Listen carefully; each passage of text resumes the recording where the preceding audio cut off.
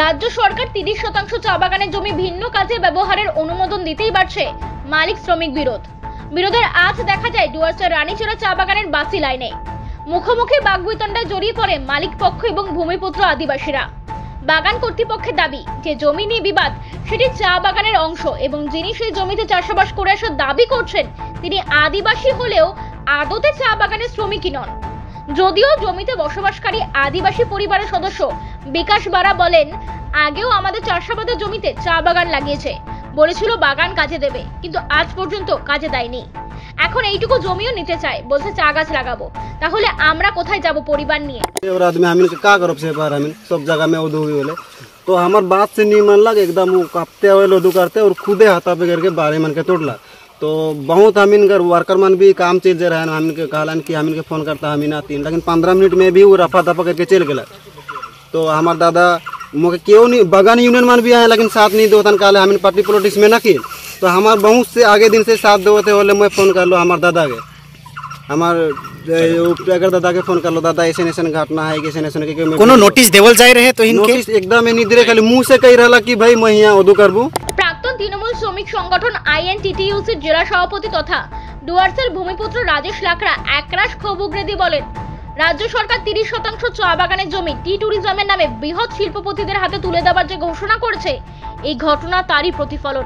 ये चाय बागान मालिक का जमीन नहीं है,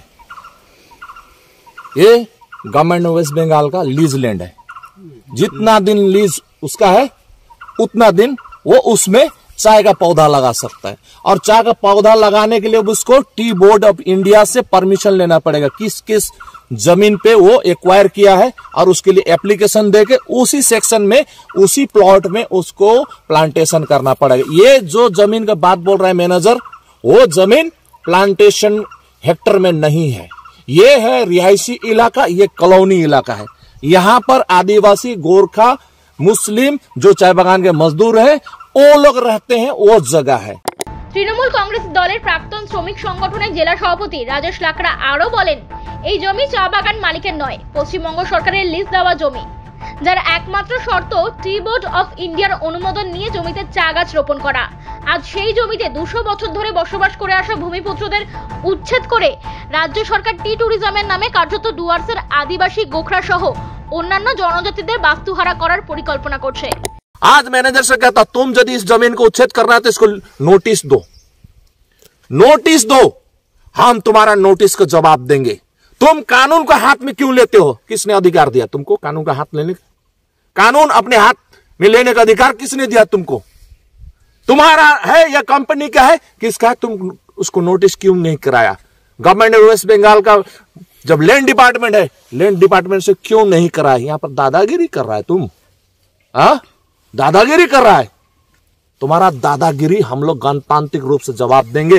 অপরদিকে ঠিক একই দাবিতে সোচ্চার হয়ে রাজ্যের প্রাক্তন শাসক দল সিপিআইএম চা বাগানের 30% জমি ভিন্ন কাজে ব্যবহারের অনুমোদন দেওয়ার বিষয়ে উদ্বেগ প্রকাশ করে সম্প্রতি জেলা শাসকের কাছে স্মারকলিপি প্রদান করে দলের জেলা সম্পাদক পীযূষ মিশ্র বলেন, রাজ্য সরকার চা বাগানের শ্রমিকদের নিম্নতম মজুরি আজ পর্যন্ত চালু করেনি।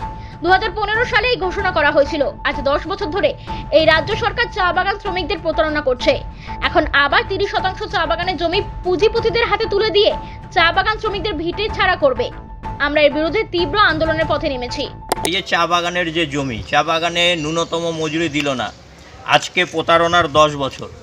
এই দিনে 2015 সালে বলা হয়েছিল চা বাগিচা শ্রমিকদের ন্যূনতম মজুরি দেওয়া হবে।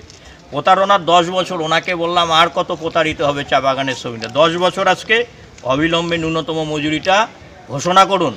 আর যদি ঘোষণা না করেন, ঘোষণা তো করলই না, চা বাগানের উদ্বৃত্ত জমি 30% জমি বলে দিয়েছে কর্পোরেটের হাতে তুলে দিবে। এই প্রসঙ্গে চা বাগান কর্তৃপক্ষ টেলিফোন নিজেদের প্রতিক্রিয়া জানাতে গিয়ে বলেন, চা বাগানে জমি ঘিরে চাষাবাদ করার চেষ্টা করেছিলেন একজন, বেশ কয়েকবার ওনাকে অনুরোধ করার পরও সেই জমির দখল ছাড়তে না চাওয়ায় আজ আমরা জমিতে পোতা খুঁটি নিজেরাই তুলে ফেলে দিতে যাই। এছাড়াও টেলিফোন নিজেদের অবস্থার প্রসঙ্গে বলতে গিয়ে বলেন, এইভাবে যদি অশান্তি সৃষ্টি হতে থাকে তাহলে চা শিল্প আরো সংকটে পড়বে। ইতিমধ্যেই বড় বড় চা উৎপাদন সংস্থা নিজেদের চা বাগানগুলিকে বিক্রির তালিকায় তুলে ধরেছে। জলপাইগুড়ি থেকে টুপাই হর রিপোর্ট, আর ভেনাম নিউজ।